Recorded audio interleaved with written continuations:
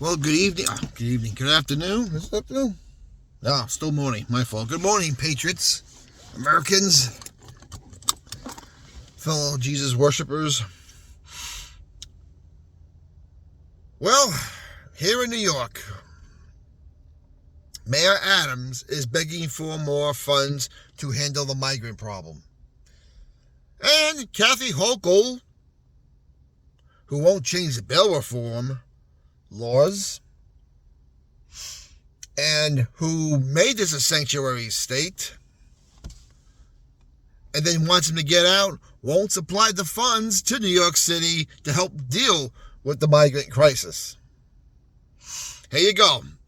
This is what liberalism, leftism looks like.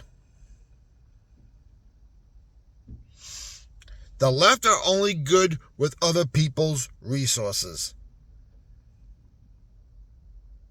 And the left will eat each other. Of course, these two have been at odds for a while. Of course, Mayor Adams is under trouble for his FBI raid. And listen, Kathy Hochul is right around the corner. I still believe she ain't going to finish her term. She's going to pay the price for all the evil stuff she's done, including covering up for Andrew Cuomo's nursing home stuff. But I'll have a link down the bottom and check it out.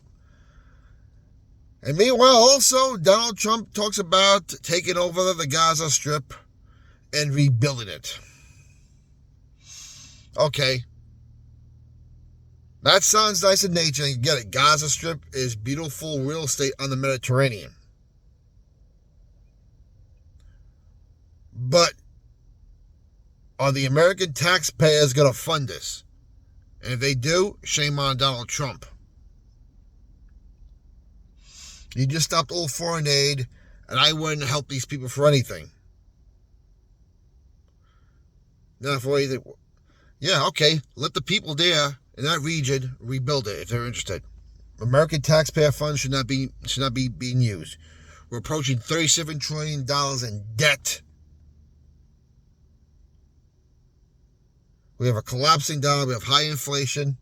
We shouldn't be helping the people rebuild an area they're going to destroy anyway. And for all those Christians out there, says, well, what about... All right, listen, there's not going to be any peace in our region until Jesus Christ comes back. And if you wake up one morning, you find that there's a 7-year peace agreement, it's a false peace. Because if you read how prophecy goes, you'll have 3.5 years in that 7-year agreement of a false, wonderful peace, and then you'll have 3.5 years of hell.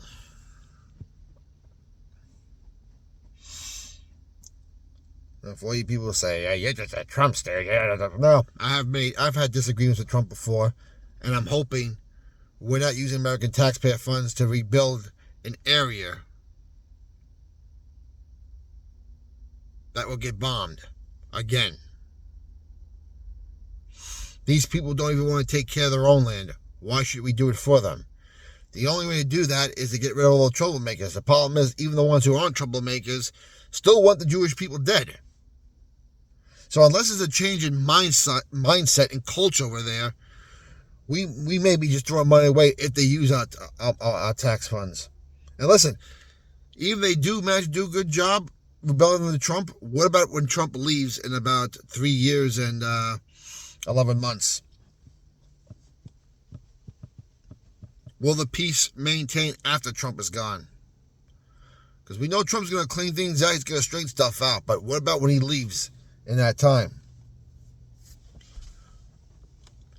As long as we're down here, the church is down here, we're praying for the right things and asking for God's will, it should go good.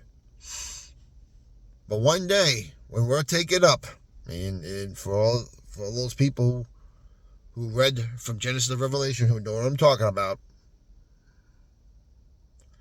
then it's going to be on.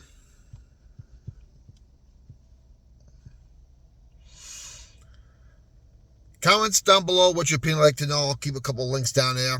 Keep the country in prayer. Keep Donald Trump in prayer. And listen. And this whole thing about rebuilding Gaza, who's in his ears? Who's in his ears right now? People say Jared Kushner. Oh, I get it, Jewish, but he has this pastoral team around him, led by Paula White. And if you heard my videos before, I'm not a fan of the pastoral team. I'm sorry. You look at all the kings of the Bibles, they didn't have pastors around them. That's not the pastor's job. They had prophets. Legit prophets.